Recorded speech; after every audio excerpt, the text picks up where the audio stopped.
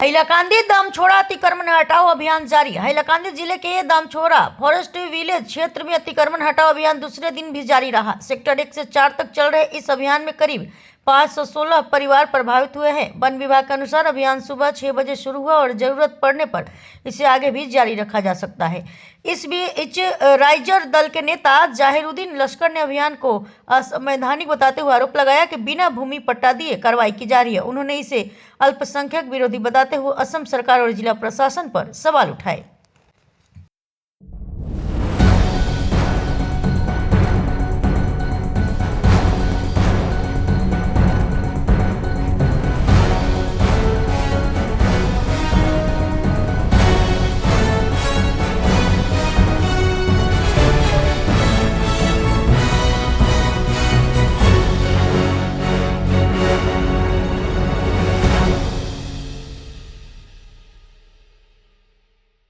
Three four এই চাৰিটা সেক্টৰৰ কাম হৈ আছে।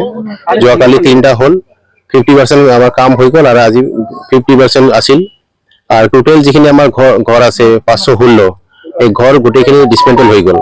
এতিয়া বাকি আমাৰ যিটো আছে নন ফৰেষ্টিক এক্টিভিটি মানে এই যে সুপাৰি গছ, তামোল গছ সেইখিনি মানে কাটি আছে। আজি যিখিনি 4টা সেক্টৰ আছে শেষ হৈ যাব। অকমান এই হয়তো আমাৰ এই তামোল গছ থাকিব পাৰে, গতিকে এইটো আমি বাকি লাইন ডিপাৰ্টমেন্ট যিখিনি আছে সেইখিনি আলোচনা কৰি মানে টুকটাক যদি তামোল গছ থাকে এইটো আমি হয়তো অহাকালি টেক আপ কৰিব পাৰো। শান্তিপূৰ্ণভাৱে হৈছে এইকাৰণে হৈছে মানে আমাৰ হাইলাকান্দি ডিষ্ট্ৰিক্টৰ পুলিচ প্ৰশাসন, ডিষ্ট্ৰিক্ট এডমিনিষ্ট্ৰেশ্যন সকলোৱে এনেকুৱাভাৱে আমাক হেল্প কৰিছে। গতিকে এইকাৰণে ফৰেষ্ট ডিপাৰ্টমেণ্টে মানে কোনো বাধা নোহোৱাকৈ কৰিব পাৰিছে। গতিকে ইয়াৰ credit goes to all line department আৰু আমাৰ ডিস্ট্ৰিক্ট এডমিনিষ্ট্ৰেশ্যন, পুলিচ প্ৰশাসন সবকে মই আপোনালোক মাৰ্ফতে ধন্যবাদ দিছো। মানে অৰ্গেনাইজড হৈ যে আজি যে ফৰেষ্ট ডিপাৰ্টমেণ্টে এভিকশ্যন কৰিছে ইয়াৰ credit goes to district administration আৰু পুলিচ প্ৰশাসন সকলো ফালৰ পৰা সবে নিজৰ নিজৰ দায়িত্ব ইমান ধুনীয়াকৈ কৰিছে, যাৰ কাৰণে এই ফৰেষ্ট ডিপাৰ্টমেণ্টে মানে বিনা দ্বিধাই ধুনীয়াকৈ কামটো কৰি যাব পাৰিছে, কোনো বাধা নাই। গতিকে আমি সবকে আপোনালোকো ধন্যবাদ দিছো। আপোনালোকে কষ্ট কৰি এই জংঘলে মলে গ'ল, মানে মই ভাবিছিলো কোনোবাই ক'ৰবাত টিলাপ কৰিব নেকি, কিন্তু সাৱধানে পালে গৈছে। গতিকে মানে credit goes to all district administration, all police official, all যিমান আমাৰ কামলাবিলাক আছে বা শিলচৰ কৰিমত তাৰ পৰাও অফিচাৰ আহিছে, পুলিচ অফিচাৰ আহিছে, চিভিলৰ আহিছে, ফৰেষ্টৰ আহিছে। গতিকে আমাক গাইডেন্সখিনি পুলিচ প্ৰশাসন আৰু ডিস্ট্ৰিক্ট এডমিনিষ্ট্ৰেশ্যনে ইমান ধুনীয়াকৈ কৰি দিছে, সেইকাৰণে হাইলাকান্দি ডিস্ট্ৰিক্টত পিচফুলি এভিকশ্যন হৈছে।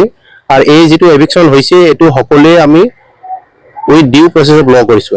হয়, আজকে আজি যেটো উচ্ছেদ চলি আছে আমাৰ দামছড়াত, এইটো দুৰ্ভাগ্যজনক। আপোনালোকে দেখিছে আজি 50-60 বছৰৰ পৰা ইয়াত মানুহ বসবাস কৰি আছে। ইয়াত PWD ৰাস্তা বনাই আছে, ইয়াত ইলেক্ট্ৰিফিকেশ্যনৰ কাজ হৈছে, তাত PHE আছে, তাত স্কুল আছে। আজি ইমান দূৰৰ পৰা মানুহ ইয়াত বসবাস কৰি আছে। যেতিয়া ইয়াত PWDৰ কাজ হৈছিল তেতিয়া ফৰেষ্ট ডিপাৰ্টমেণ্ট ক'ত আছিল?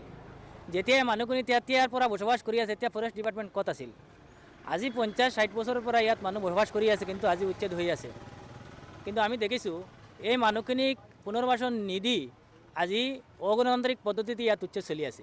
আজি আপোনালোকে দেখিছে সুপ্ৰিম কোৰ্ট, হাইকোৰ্টৰ বিভিন্ন নিৰ্দেশনা জাৰি কৰিছে যে যিবিলাক মানুহ ভাৰতীয় নাগৰিকত উচ্ছেদ কৰা হ'লে তাৰ আগতে এইবিলাকক পুনৰ্বাসন দিব লাগিব।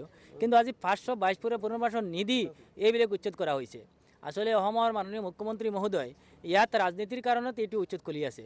আজি ইয়াত যিবিলাক ৰিয়াং সম্প্ৰদায়ৰ মানুহ আছে এইবিলাক ST নহয়, এইবিলাক জেনাৰেল, কিন্তু এইবিলাক কিয় উচ্ছেদ কৰা নাই?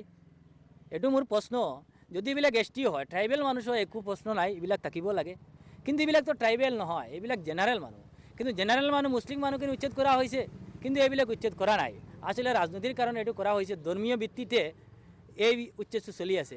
আমি দাবী উত্থাপন কৰিছোঁ যে এই 522 পৰিবাৰ যিবিলাক আজি উচ্ছেদ কৰা হৈছে, এইবিলাক ভূমিহীন মানুহ যিবিলাক আছে এইবিলাকৰ পুনৰ্বাসন দিয়াৰ ব্যৱস্থা কৰিব লাগে। হাইলাকান্দি জিলা আয়ুক্ত মহোদয়ক, আমি DFO মহোদয়ক আমি মেমৰেণ্ডাম দিছোঁ এবং দাবী উত্থাপন কৰিছোঁ যে অতি সোনকালে এই 522 পৰিবাৰ যিবিলাক মানুহ ভূমিহীন মানুহ আছে এইবিলাকৰ পুনৰ্বাসন ব্যৱস্থা কৰিব লাগে। কিন্তু পুনৰ্বাসন নিদি যে উচ্ছেদ কৰা হৈছে এটি অগণতান্ত্রিক, এটি অসাংবিধানিক। ভারতের নাগরিকের ঘর বাড়ি উচ্ছেদ করা হয়েছে কিন্তু এগুলোকে পুনর্বাসন দিয়া নাই। আজি আমি রাইজর দল কৃষক মুক্তি বা হাইলাকান্দির নাগরিকে আমি এইটো গৰিহণা দিছোঁ এবং দাবী উত্থাপন কৰিছোঁ অতি সোনকালে 522 যিবিলাক মানুহ ভূমিহীন আছে, যিবিলাক ভূমি আছে একো প্ৰব্লেম নাই, কিন্তু যিবিলাক ভূমিহীন মানুহ আছে এইবিলাকক পুনৰ্বাসন দিয়াৰ ব্যৱস্থা কৰিব লাগে। কিন্তু আমি দেখিছোঁ যে আমাৰ হাইলাকান্দিত অবৈধ মানুহ নহয়, ইয়াত মিয়া মুছলমান নাই, ইয়াত খিলিঞ্জা যিবিলাক মুছলমান আছে কাছাৰী ৰজাৰ আমলৰ পৰা ইয়াত বসবাস কৰি আছে।